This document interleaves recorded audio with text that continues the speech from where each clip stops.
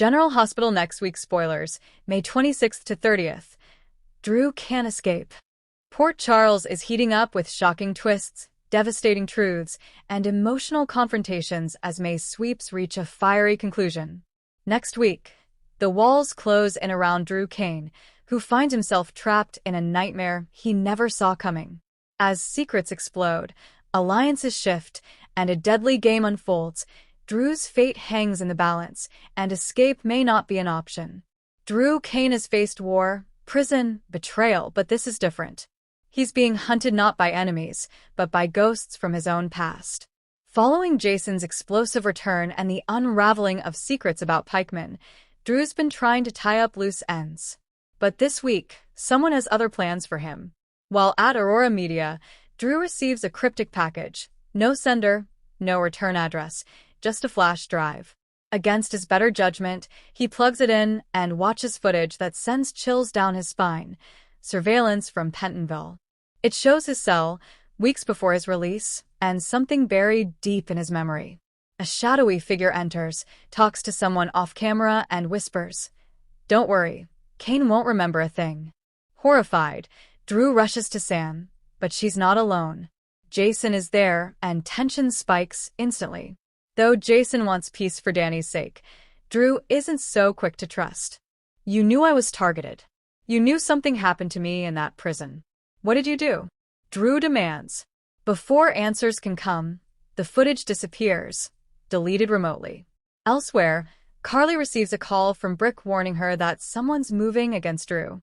Carly goes into protective mode, but she's not the only one watching.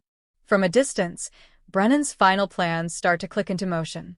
Carly confronts Drew with everything she's learned. Multiple shell companies linked to Pikeman have begun liquidating assets, and his name is on at least one. Drew is adamant he's being framed, but the evidence is damning. Meanwhile, Nina, fresh off a tense encounter with Willow and Michael, gets word from Martin that the SEC is circling again. Nina starts to panic. When she learns Drew is under investigation again, she fears her old sins might come to light again. Over at the PCPD, Dante grows suspicious of a series of encrypted messages recovered from an abandoned burner phone found near a warehouse fire, the same warehouse where Drew was last seen the night before. When the digital forensics unit pulls an image from the phone, Dante freezes. It's Drew, bound, gagged, unconscious. Jordan orders a quiet investigation, but Dante breaks protocol and tells Sam, who goes to Jason. The tension between Jason and Sam softens, temporarily, as they realize Drew is in real danger. Elsewhere, Anna meets with Valentine one final time. She wants answers about Pikeman's internal hierarchy. Valentine hesitates, but ultimately gives her a name: Everett Cade. A deep-cover operative once connected to the WSB and someone with a personal vendetta against Drew. Trapped in a dark chamber somewhere beneath Port Charles, Drew wakes up in agony. His captor is revealed: Everett Cade, scarred, methodical, and eerily calm. "You ruined my future when you exposed that op in Istanbul," Cade hisses. "The WSB threw me to the wolves. You walked away the hero. Let's balance the scale." Drew tries to reason with him, but Cade isn't looking for ransom. He's looking for satisfaction. And that means forcing Drew to relive every failure, every moment of weakness.